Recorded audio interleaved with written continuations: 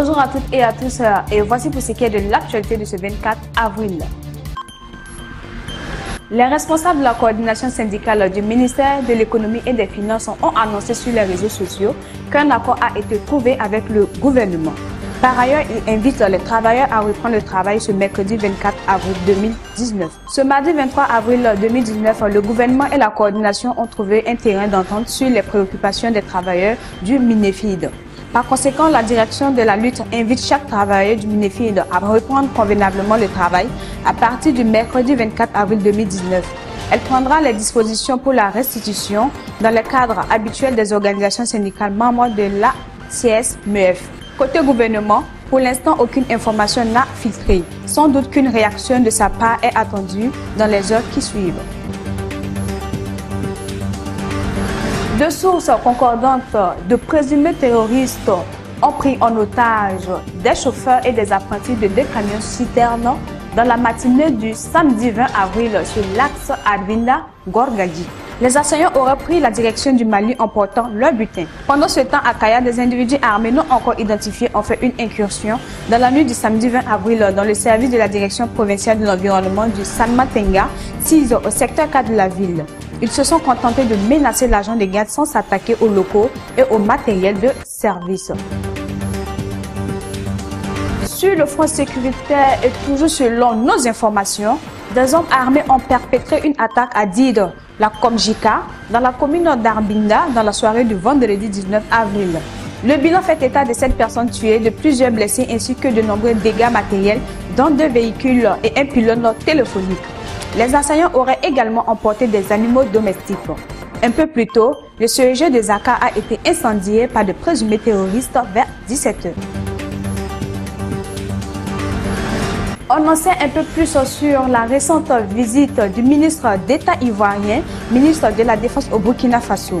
En tout cas, selon n'en croit les confidences de Jeune Afrique, dans sa dernière édition disponible depuis le dimanche 21 avril 2019. À en croire le confrère, c'est une lettre de main en main que Ahmed Bakayoko a apportée au président burkinabé au nom de son prédécesseur réfugié à Abidjan. Dans ce courrier révèle notre source, il s'agit du retour au pays que manifeste l'ancien dirigeant burkinabé vivant en terre ivoirienne. À propos, souligne Jeune Afrique, Ahmed Bakayoko fait partie des intermédiaires qui s'activent ces dernières semaines pour rapprocher Roch Kaboré et Blaise Compaoré. Le souhait de M. Compaoré de regagner sa patrie natale fait savoir le confrère a déjà été signifié à l'actuel président de Burkina Faso par son homologue ivoirien Alassane Ouattara quand ces deux personnalités se sont rencontrées à la cérémonie d'investiture de Macky Sall à Dakar le 2 avril dernier. Le sujet n'est donc pas nouveau pour M. Kaboré, dont de proches collaborateurs ont confié qu'il n'est pas exclu qu'il adresse une réponse à son prédécesseur dans les jours qui suivent.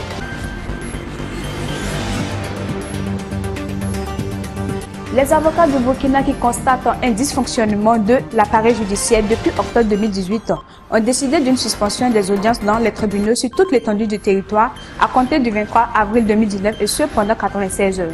Les avocats de Burkina Faso se sont réunis en assemblée générale extraordinaire le lundi 22 avril 2019 à la maison de l'avocat sur les graves dysfonctionnements de l'appareil judiciaire au Burkina Faso. Les avocats ont décidé de la suspension de la participation des avocats du Burkina à toutes les audiences des cours et tribunaux sur toute l'étendue du territoire, en plus de la tenue d'une marche pour le respect de la justice et des droits humains le lundi 29 avril 2019.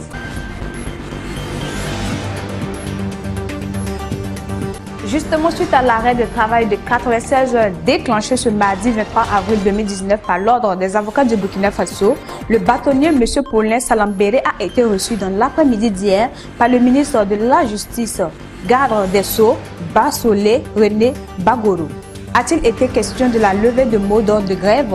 Ce n'est pas le bâtonnier qui a décrété un mot d'ordre de suspension de participation aux activités juridictionnelles de 96 heures, c'est l'Assemblée générale extraordinaire des avocats. Donc, il ne m'appartient pas, moi, sans convocation de cette assemblée, de revenir sur la question, a répondu M. Paulin Salambéré. C'est tout pour ce qui est de l'actualité de ce jour. Merci de nous avoir suivis et à la prochaine.